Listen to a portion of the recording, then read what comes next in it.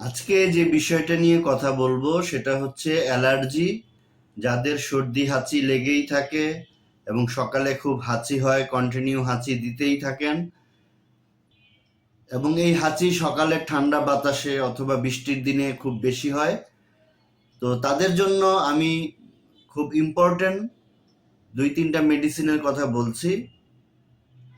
এখানে আপনার এই হাঁচি হওয়ার যে প্রবণতা, এটাকে দূর করার জন্য টিউবারকুলিনাম একটা ভালো মেডিসিন এবং বেসিলিনাম একটা ভালো মেডিসিন।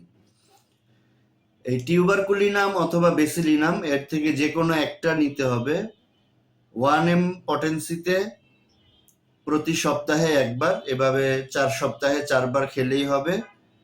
এবং এর সাথে দিতে হবে এলিয়াম সিপা 200 অথবা 1 mg।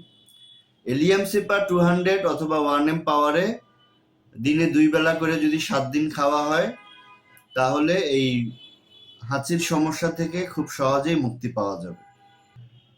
আর এই হাঁচি বা অ্যালার্জিটা যদি ধুলাবালির জন্য হয়, যে ডাস্ট অ্যালার্জি আমরা যেটাকে বলি, তার সাথে এই ডাস্ট অ্যালার্জির জন্য এলিয়াম সেপা 1 সপ্তাহ নেওয়ার পরে পথস ফয়েটিডাস এই মেডিসিনটা 200 পাওয়ারে দিনে 2 বেলা করে 7 দিন খেলে খুব ভালোভাবেই এই অ্যালার্জির ভাব থেকে রক্ষা পাওয়া যাবে।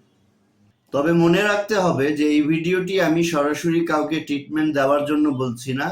এটা নতুন হোমিওপ্যাথি ডাক্তার বন্ধুদের কিছুটা হেল্প হওয়ার জন্য, তাদেরকে একটা আইডিয়া দেওয়ার জন্য আমি এই ভিডিওটি করছি।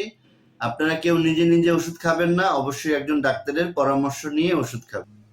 তো আজকে এই পর্যন্তই। পরবর্তী ভিডিও দেখার আমন্ত্রণ। আসসালামু আলাইকুম।